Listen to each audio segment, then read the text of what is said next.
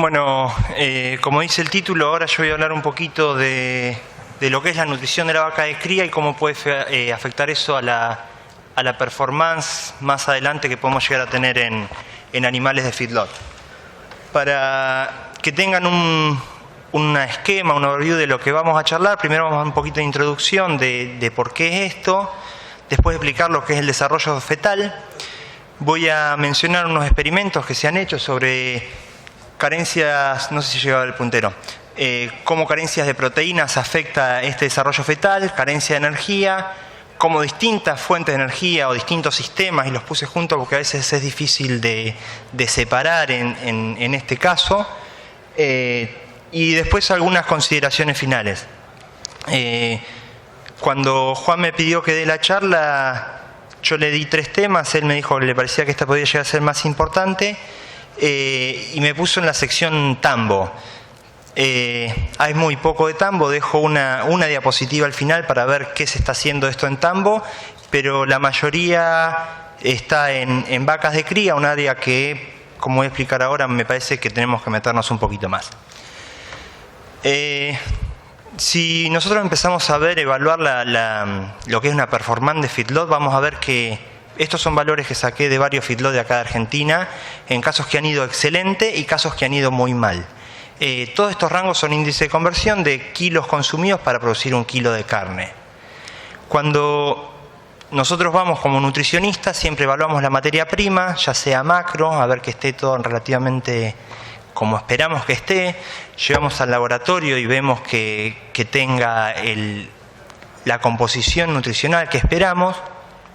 Pero ¿cuántas veces realmente hacemos una evaluación de la materia prima ternero, ¿sí?, que estamos recibiendo?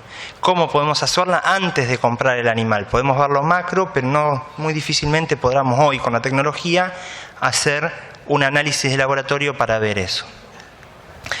Entonces, esto lleva un poco a que nosotros, por estudios que se han hecho, y es lo que voy a hablar yo de ahora en adelante, es que cambios nutricionales que han tenido las madres, las vacas, han producido cambios hormonales o metabólicos en esos animales que alteran lo que es la producción del ternero en la vida adulta. O sea, nosotros estamos dándole de comer a la vaca y esos cambios nos van a afectar después en el feedlot. Y estos cambios no están, digamos, los cambios de la performance de los terneros no están relacionados con la dieta, ¿sí? Son externos. Podemos tener la misma dieta en un corral al lado de otro con terneros que vinieron de distinto lado y la performance va a ser distinta. En parte está la genética, pero hay parte de esto que es el desarrollo fetal de lo que vamos a hablar ahora. Los estudios, como para ponerlos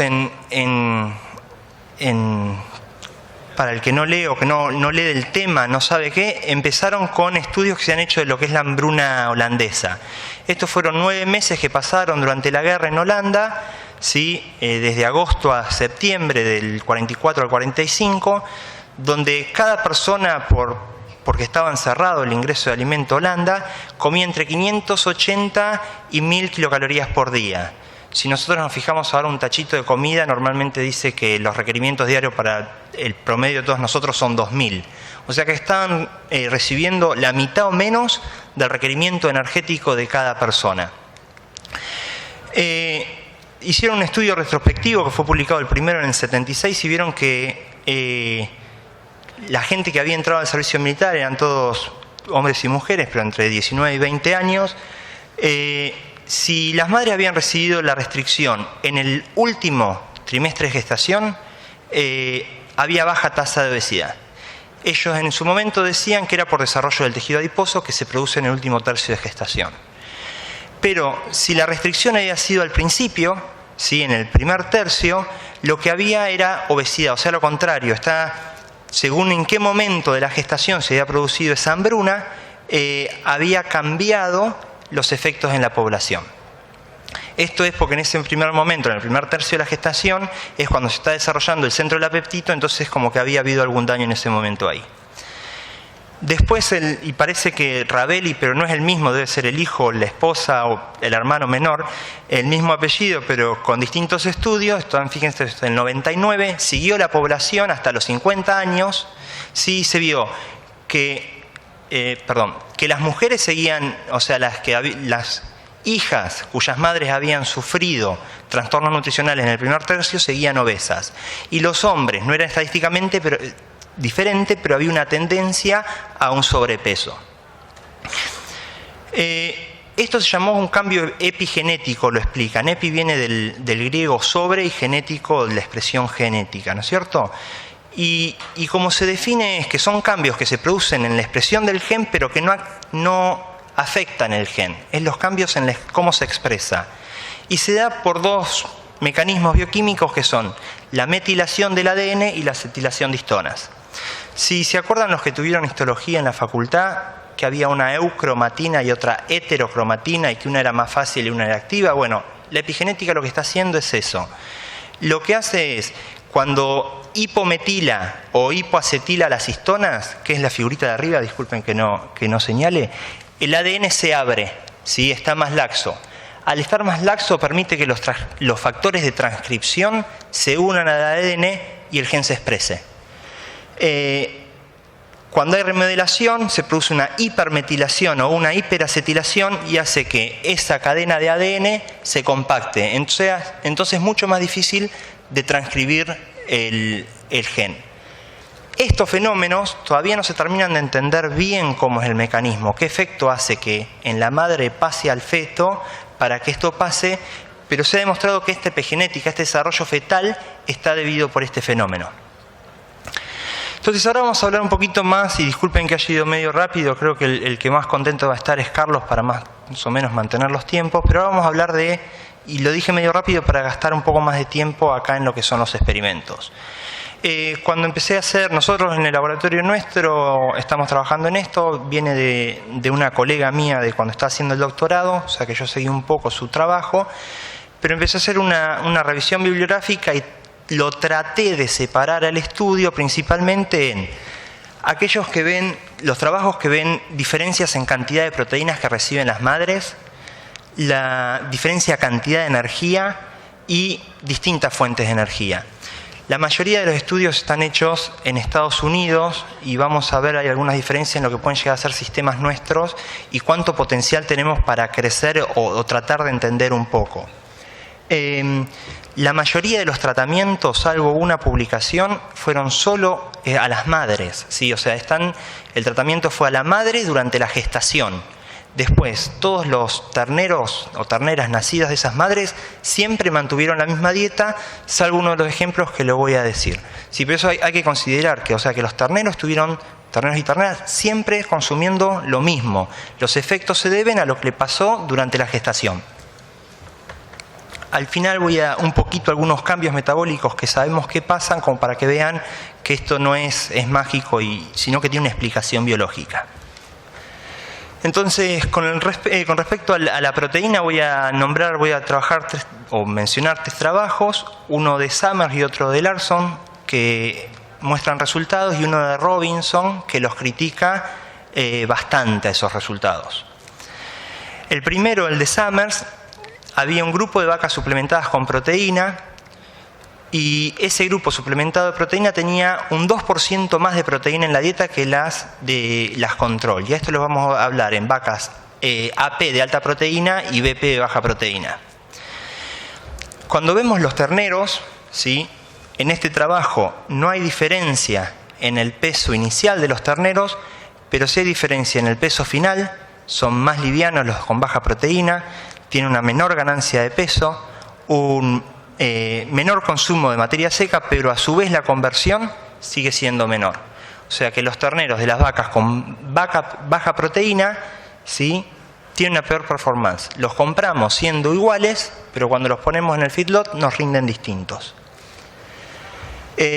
Larson y colaboradores tienen unos resultados parecidos, pero no terminan de ser iguales. Ellos también trabajan con una diferencia de proteína de un 2%, pero los hijos de las bajas proteína tienen una menor peso al destete, que en el otro no existía, y esa diferencia ya se continúa durante el resto del engorde de los animales. Lo siguiente es el tema de la restricción energética en el desarrollo fetal. Y acá con Estados Unidos empezamos a tener una gran discrepancia. la mayoría de los lugares donde se producen vacas de cría, ellos no tienen un balance energético negativo, al final no tienen inviernos más crudos que nosotros, pero en ese invierno tienen todo en suplementación. Entonces, por más que hablen de balance, acá cuando hablamos de restricción energética son animales en mantenimiento o vacas que siguen ganando, nunca van a estar bajando una condición corporal, lo cual hace el sistema bastante distinto a lo que tenemos nosotros.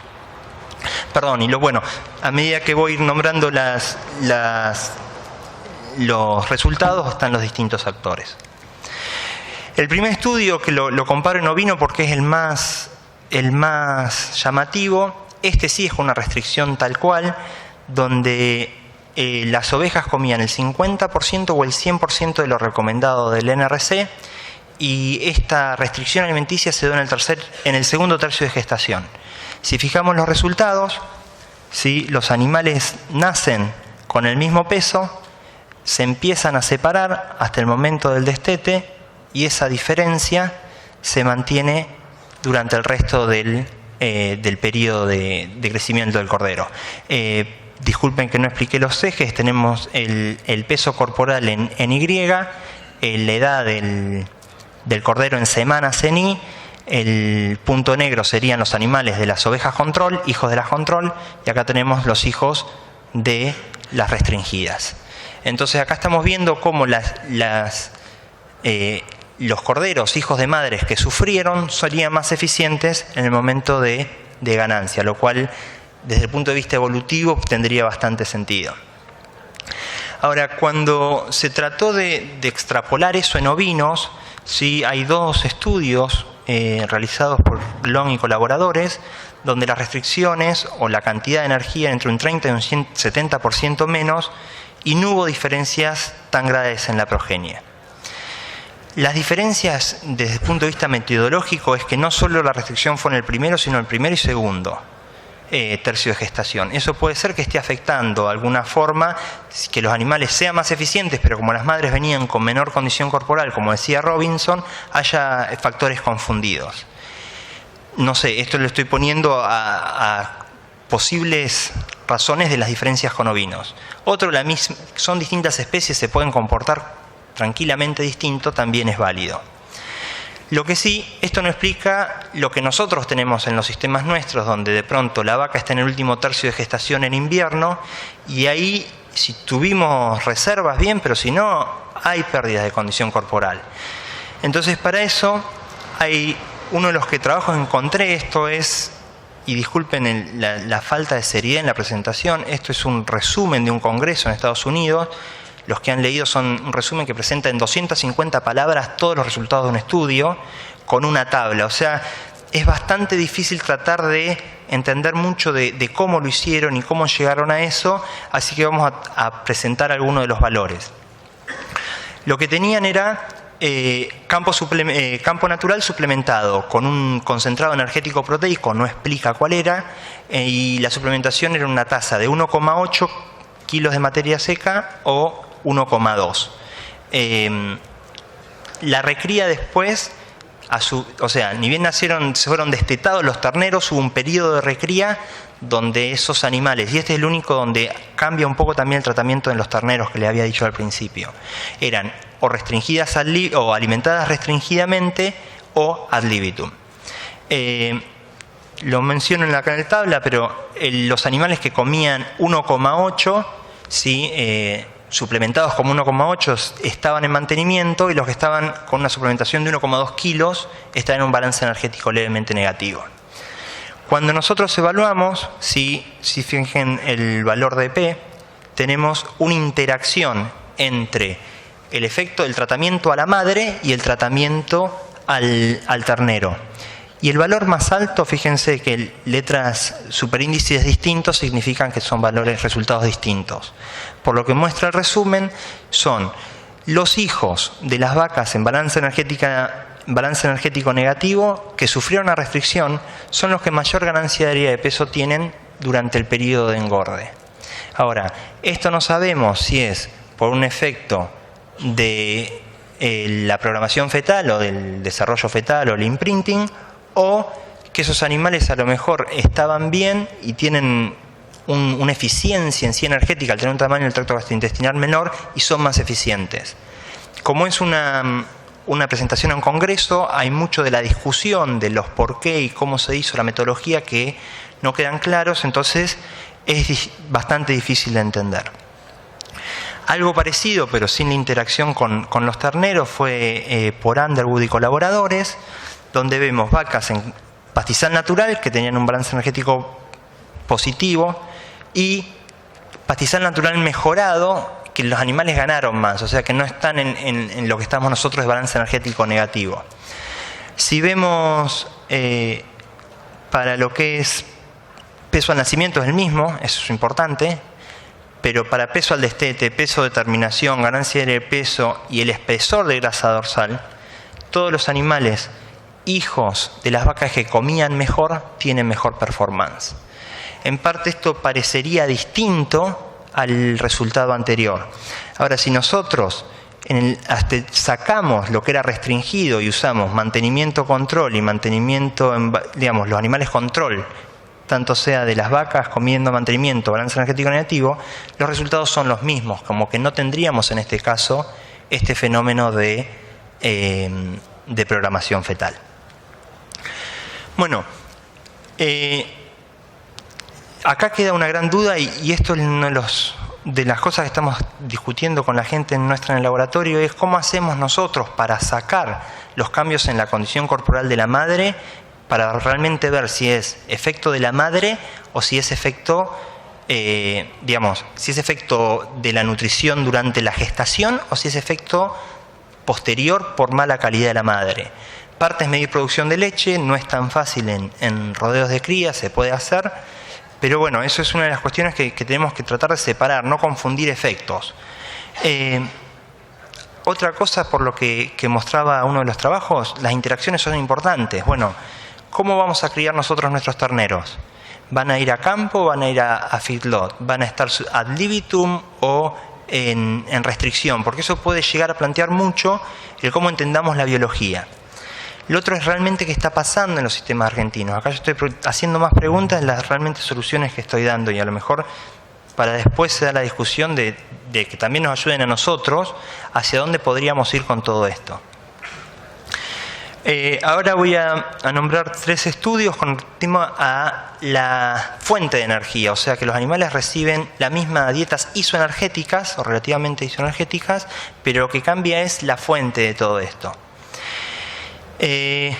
Lo separamos en 3 en uno de los trabajos de afuera, que es el estudio de distintas fuentes de ácidos grasos, un omega 9 contra un omega 6, omega 9 contra omega 6, un estudio nuestro comparando omega 3 con omega 6 y después un par de estudios que trabajan en dietas isoenergéticas, ya sea desde el punto de vista distintos nutrientes o distintos sistemas, y eso de los sistemas me costó acomodarlo en donde lo ponía en la presentación. El primer estudio que leí con respecto a fuentes energéticas así muy particulares es uno de Banti y colaboradores, donde dan de comer individualmente dietas que tienen ácido leico, linoleico, y ellos no encuentran diferencias en la performance del ternero. Nosotros un trabajo que estamos terminando con un tesista mío es la infusión de ácido de pescado o aceite de pescado o aceite de maíz en vacas de cría, y lo que vimos es que hay bastantes diferencias post-destete, o sea, sacando lo que decía Robbins. Lo que hicimos fue suplementamos vaca por vaca los últimos 60 días con aceite de pescado o aceite de maíz, con un control, un grupo de vacas que no eran suplementadas, y seguimos todo lo que era la evolución de las vacas desde el momento que empezó el estudio hasta eran vaquillonas, disculpen, desde que empezó el estudio hasta el destete, y después seguimos los terneros esos durante un año más. Como para que vean, estos son los efectos, no sé qué hice, ahí, disculpen, llego rápido, se los formulo. La primera tabla esa que les estaba mostrando, lo que muestra es qué pasó con esas vaquillonas durante la gestación. Si se fijan, las vaquillonas que estaban suplementadas con pescado, el promedio de peso durante la gestación era un poquito más chico, esto fue aleatorio, Si ven, no hubo interacción tiempo por tratamiento, es simplemente que los animales empezaron un poco más chicos. No hubo cambio en la condición corporal con relación al tratamiento o a la interacción. El tiempo sí, las vacas perdieron condición corporal, todas. Una de las cosas que nos llamó mucho la atención es que los días de gestación aumentaron con la suplementación de pescado. Esto es algo que nosotros no estábamos buscando, no era una hipótesis, pero un resultado que encontramos y es algo que vamos a tratar de entender por qué se dio. Si seguimos lo que es la condición corporal de esos animales post-destete, ¿sí? Tenemos en el eje de X días, en el eje de Y el peso en kilos, el círculo en gris es los animales control que no eran suplementados, el cuadrado gris oscuro los suplementados con aceite de maíz y el triángulo en negro son los animales suplementados con pescado. Como habíamos dicho, los de pescados eran animales un poco más chicos y esa tendencia se mantuvo durante todo lo que era la lactancia también. Cuando vemos a la condición corporal, también bastante similar, hubo un poquito ya al final, estos animales fueron, la fecha de destete fue el día 130, un destete precoz, más que nada por la condición, fue el año pasado, un año muy seco y tuvimos que terminar el experimento un poquito antes, o por lo menos la lactación un poquito antes de lo que esperábamos, por lo que era la condición corporal de las vacas. Cuando vamos a un parámetro que queríamos evaluar era la producción de leche, lo que hicimos como para agarrábamos un cuarto, lo vaciábamos, o sea, le damos oxitocina a las vacas, vaciábamos siempre el cuarto de adelante izquierdo, se largaba las vacas, a las 4 horas se volvía a pasar la vaca por la manga, se la volvía a ordeñar, se medía la producción en mililitros en esas 4 horas. El estudio en total fueron 45, 90 vacas aproximadamente. No hubo diferencias en la producción de leche al día 30, que era lo que considerábamos cerca del pico de lactancia, y a los 120, ¿sí? No hubo efecto del tratamiento ni de la interacción. El tiempo es porque a medida que aumentó la lactancia bajó la producción, simplemente eso. Cuando vemos los terneros, que eran los hijos de madres que no habían perdido, que tenían la misma condición corporal, que habían producido la misma cantidad de leche, los terneros tienen un comportamiento con una tendencia a que los hijos de las de aceite de pescado, estos estaban todos en el mismo potrero, repito, tenían un menor peso. Siguiendo post-destete, usando el peso de destete como covariable para corregir, se venía separando, pero usándolo vemos que con el tiempo, ¿sí?, los animales con aceite de pescado, los que habían sido los hijos de la madre aceite de su pescado, empiezan a ser más livianos. O sea que acá estamos viendo lo que nosotros llamamos un desarrollo fetal. En esto, y es lo que nos siempre marcamos, es que no hay diferencia, hay una tendencia al destete, pero eso se arrastró posterior o se amplió con el crecimiento del ternero. No hay diferencia en condición corporal o en productividad de las madres, ¿sí?, pero sí un efecto negativo de la suplementación a las madres en los hijos. Otro estudio que no sé si todos conocen, en Chascomús existe la experimental Manantiales, que depende del INTA y del Ministerio de Asuntos Agrarios.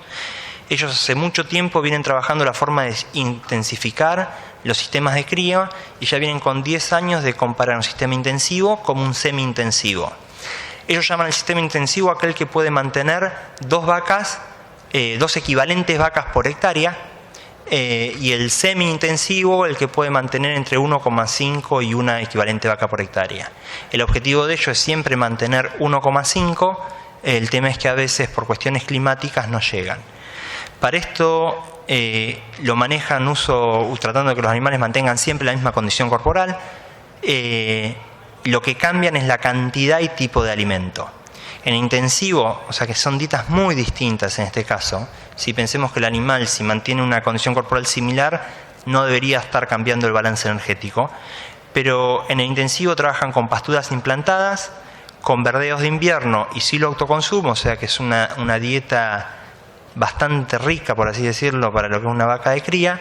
Y el semi-intensivo trabajan un poco con campo natural, sorgo diferido como fuente energética, de alguna forma por así decirlo, en invierno, y rollo para cuando hace falta. Los resultados que nos tiraron esto cuando empezamos a evaluar el estudio de esto viene más que nada porque estaban por empezar a usar algunas vaquillonas y querían ver qué vaquillonas llegaban al peso óptimo en el momento de hacer la inseminación. El peso al nacimiento de las vaquillonas, esto fue 2 o 3 años consecutivos, o sea, pero lo que nosotros estamos presentando acá es el promedio de los 2 sistemas durante 3 años consecutivos. Fue las hijas del 96, del 97 y del 98. Vemos que no hay diferencia en el peso al nacimiento, no hay diferencia en el peso al destete, pero las hijas del sistema semi-intensivo fueron más livianas que del sistema intensivo y eso fue estadísticamente significativo. Las razones biológicas todavía no las sabemos, pero eso hizo que muchas veces el corte de las vaquillonas que entran para servicio, ¿sí? Perdón, de nuevo, bueno, como estamos, eso hiciera que el corte muchas veces de las vaquillonas que eran las que no entraban a servicio por falta de peso, eran las hijas del sistema semi-intensivo. Si nosotros pensamos a lo mejor en general ese semi-intensivo podría ser a lo mejor un sistema normal de manejo en nuestra cuenca. Es factible que muchas veces las vaquillonas no lleguen a entore en el peso que queremos simplemente porque las madres tenían una nutrición particular y nosotros no supimos evaluarla. Existen estas cambios, el tema todavía no sabemos a qué se deben, por qué son estas diferencias. Por todos los estudios que vimos, la teoría de Robinson muchas de las veces está descartada porque las vacas tienen la misma condición y la performance del ternero cambia. Entonces no es simplemente por mala performance de la vaca que nosotros tenemos una mala performance del ternero. Uno de los estudios que también muestra esto es uno que pude colaborar antes de venir para acá con Aimin Raduns, en la que ella usaba, y ella fue la que me introdujo a mí en esta área, ella siempre decía, hay cambios metabólicos que no solo afectan la performance, que es más o menos todo lo que hablamos ahora de los novillos, sino también que afectan el metabolismo. Piensen que en Estados Unidos se paga mucho por lo que es calidad de carne, entonces están viendo mucho lo que es la grasa intramuscular, lo que es terminación, que por ahora acá en Argentina esos parámetros no lo vemos tanto. Entonces, la hipótesis de ella es, ¿podemos cambiar la deposición de grasa intramuscular antes de que el ternero nazca? En base a eso fue la tesis de ella. Entonces, uno de los experimentos tenía 147 vacas con 3 tratamientos isoenergéticos. Unos eran vacas que estaban comiendo heno, ese era el control de ella. A otros le daba una dieta a base de maíz, o sea que eran vacas como si estuvieran en un feedlot, con la fuente energética era almidón, y después vacas que le estaban dando destilados de maíz, donde consideramos que la fuente energética es un poco lípidos y un poco proteínas. Todo esto las vacas venían comiendo todos los mismos. En los últimos 3 meses de gestación se separaron en estos 3 tratamientos. Cuando los terneros empezaban a parir, iban todas al mismo potrero. Una vez que los terneros fueron destetados, del total de terneros, 62 machos y 18 hembras, por homogeneidad y fecha de nacimiento, fueron a un feedlot y los resultados que vamos a mostrar son la mayoría de esos. El feedlot los animales eran alimentados individualmente, o sea que cada animal era una unidad experimental en este caso. Para entender un poco el metabolismo, esto de la deposición de grasa, en los días 285 y 365 se hizo un test de tolerancia a la glucosa. Esto es, se ponía una dosis de glucosa endovenosa de 0,5 gramos de glucosa por kilo de vaca y después se muestreó el momento -5, -2, eso se tomó el promedio como que el animal estaba empezando con la concentración basal y después se muestreaba cada 5, 10, 20, 25, 30, 60, 90 y 120 minutos sangre para ver qué pasaba con glucosa e insulina. Cuando vemos los resultados de performance, vemos que hay una diferencia, una tendencia que sean distintos en el peso inicial, con los animales, los hijos nacidos de la vaca con maíz eran un poco más pesados que los otros dos. Esto lo publicó en 2 partes, el primero en la de las vacas, y van a ver que que por más que ella trató de que las dietas sean isoenergéticas, las con destilado de maíz habían ganado un poquito más de peso que el resto, y esto se calcula que hay un cálculo mal hecho, una matemática mal hecha en cuánta energía tiene disponible los destilados para vaca de cría según el NRC. Pero no fue una diferencia abismal desde el punto de vista biológico. Cuando vemos después el resto de los parámetros, vemos que no hay diferencia en el peso final. Podríamos llegar a decir que no hay diferencia en la ganancia de peso o en el consumo, pero sí en los días alimentados. Eso se debe principalmente que, claro, los animales entraron un poco más pesados al feedlot, entonces van a estar saliendo antes del feedlot. Es relativamente simple, pero sí, y algo muy importante, que esos mismos terneros tienen una deposición de grasa muscular mucho menor, ¿sí? De grasa intramuscular mucho menor. Esto está diciendo que de animales que nacieron casi similares en peso, recibieron la misma dieta o comieron la misma cantidad de comida, están acomodando la grasa en forma distinta. Esto sí es programación fetal.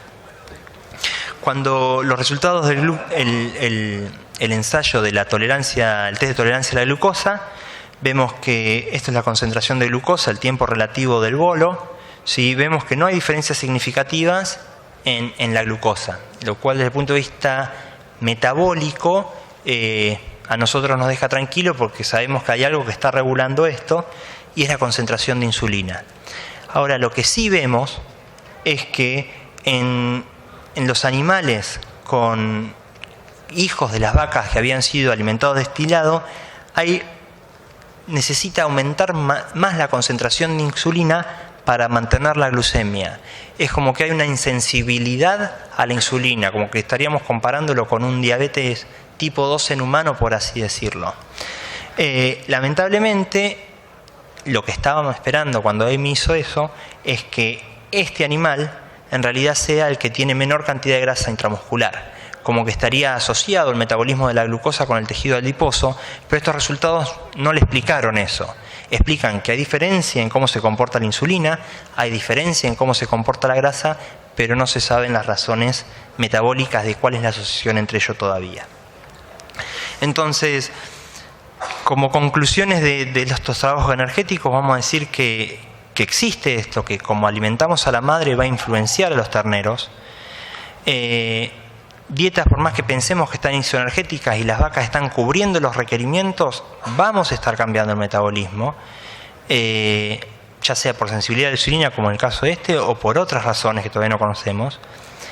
Esto hace que cambie lo que mostraba recién, dónde se deposita y cuánto se deposita la grasa.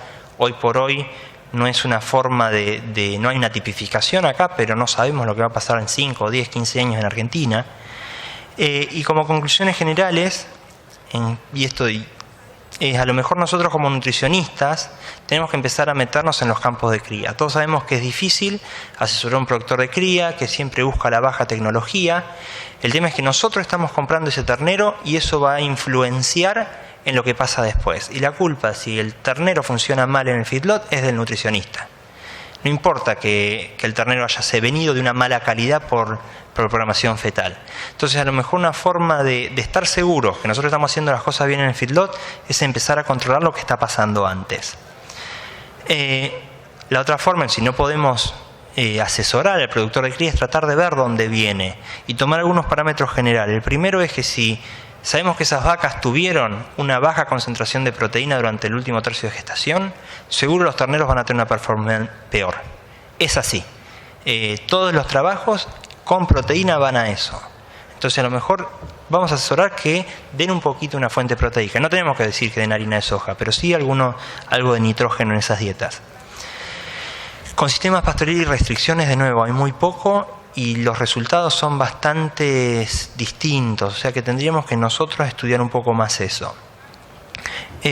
Sabemos que hay modificaciones, pero no terminamos de entenderlas cuáles son. Sabemos que hay interacciones. ¿Qué pasa con ese ternero después? Si sabíamos que hay modificaciones, pero no qué pasaba, cuando llevamos las interacciones del ternero después, cambia mucho.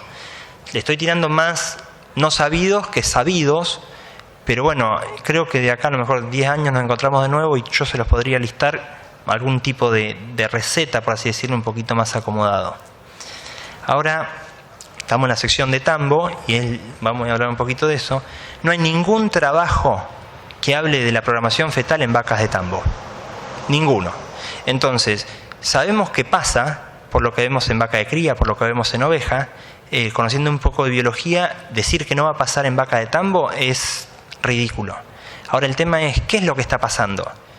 Nosotros el ternero de cría, va un ternero de una gestación al feedlot, está un periodo de engorda y se va. La vaca de cría la tenemos varias lactaciones. Si nosotros estamos modificando ese metabolismo, ¿cuánto más estamos perdiendo? ¿Cuántos litros de leche estamos perdiendo? Una de las cosas que no comenté y que charlaba ayer con los chicos cuando volvíamos a La Plata desde el Congreso, estos cambios epigenéticos en ratas, volver al estado inicial tarda 7 generaciones. En humano entre 3 y 4 generaciones. Entonces nosotros a la vaca en el periodo de seca le estamos dando un tipo de nutrición que va a estar cambiando cómo produzca esa hija, y no sabemos en bovino hasta cuándo se extiende eso. Puede ser que a lo mejor mandarle una cañada y producir una restricción a que el animal sea más eficiente y terminemos con vacas que produzcan más, puede ser. Y ahí estamos ganando todos. Pero ¿qué pasa si mandar una vaca seca a la cañada hace que la hija produzca menos? No se sabe, y eso es algo que tenemos que tener en cuenta nosotros y empezar a hacer más estudios, tanto acá en Argentina como en Estados Unidos, Europa, donde sea. Pero pensar que no solo estamos nutriendo a la vaca para esta lactación, sino tener que pensar lo que pasa con la progenie de eso. Con esto, y no sé, con tiempo me parece que traté de mantenerlo bien. Bien, quiero agradecer a Caena por haberme invitado, a Juan, con el cual tengo un trato casi continuo por el tema del posgrado, a Gabriel por todo el apoyo que me ha brindado desde el punto de vista de la Cámara en los últimos 2 años y en la comisión directiva en general. Quiero agradecer a Ramiro, que es uno de mis tesistas, que compartí los datos, a Gustavo Melani, que es el responsable de la estación, o era el responsable, trabaja ahora en la estación experimental de Manantiales, a Amy, con la cual compartí la presentación y me hizo algunos comentarios de cosas para mejorar. En sí, a todos los chicos, con mis becarios que me apoyan continuamente a seguir con esto, a Elías, a Yelena, a Juan, a los Juanes, a los dos, y a toda la gente de la chacra experimental de Manantiales. Con esto dejo abierto para preguntas, si es que las hay.